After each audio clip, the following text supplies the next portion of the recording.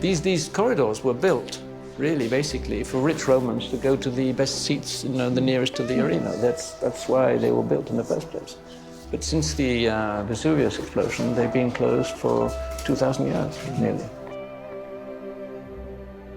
I mean, I never had any idea when I was setting this up that you would be back, you know, at the same time. It was coincidence. Oh, this is coincidence. This is pure coincidence. Yeah.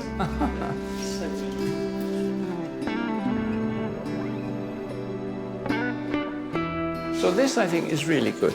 This is Echoes Part 2, of course. Yeah. And that's up Vesuvius there as well. Do you remember that? Yeah. It was very cold and very windy. Very good shot. Because people still come to Pompeii and they say, can we see the amphitheatre where the Pink Floyd played? They don't want to see all the immortal treasures, you know. Because in fact, Stephen and I think David, they said to me, well, maybe we might consider doing something if you can find a good venue. Oh, so you went to them just saying, I would like to film the musicians in a place? But No, I said I wanted to combine their music with art, contemporary art, like Christo and Tingali and Magritte and so on and so forth. And they didn't like that idea at all. So then I came back saying, well, maybe couldn't we do something in the amphitheatre? And now you've set them on a course of amphitheatres. Yeah. And so now, yes, wow. Can't keep them out of an amphitheatre now. Yeah. Good idea. Well, it's a beautiful place. It's you know, there's ghosts in here. Exactly.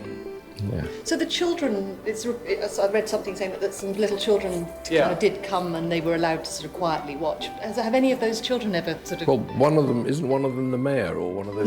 No. One of them is someone. Well, there's the guy who brought you to the mayor. His name is Matteo Apuzzo. He was an old ragazzi degli Scavi. Oh, was he one of the children? Yeah. How funny. They say, oh my gosh, inside the amphitheater there are Pink Floyd. I can't believe it, I can't believe it.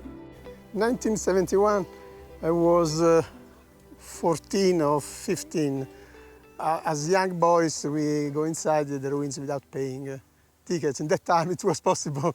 And so for 3-4 days, we were here to listen to the concert. What remains is the fascination of music in a lonely place. So the history of Pompeii is strictly together the story of Pink Floyd. In '71, really, that music was something extraterrestrial for all. So I said to the mayor, David Gilmour is coming 7th and 8th of July. We have to give him the honorary citizen. Say, oh my gosh, yes. Pompei wants to make him honorary citizen. Prego. Thank you very much. Thank you.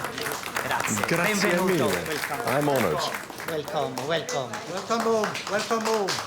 Thank you very much. Questa è la sua città. This is your city. Thank you. It's lovely to be back here. What you tell kids when they come here is, where do you think they went for a pee? Yeah. There are no facilities in this place. There still isn't. We still haven't got anywhere to go. Right. They had to fight for the loos. They wouldn't allow me to have a loo backstage here. So if in the middle of it, I need to dash off. Well, you Nothing think changed. Yeah. 12, you know, nobody knows quite how many people have been here because it depends how squashed they were. But 12,000, 15,000, some people put it 20,000 people and no lavatories.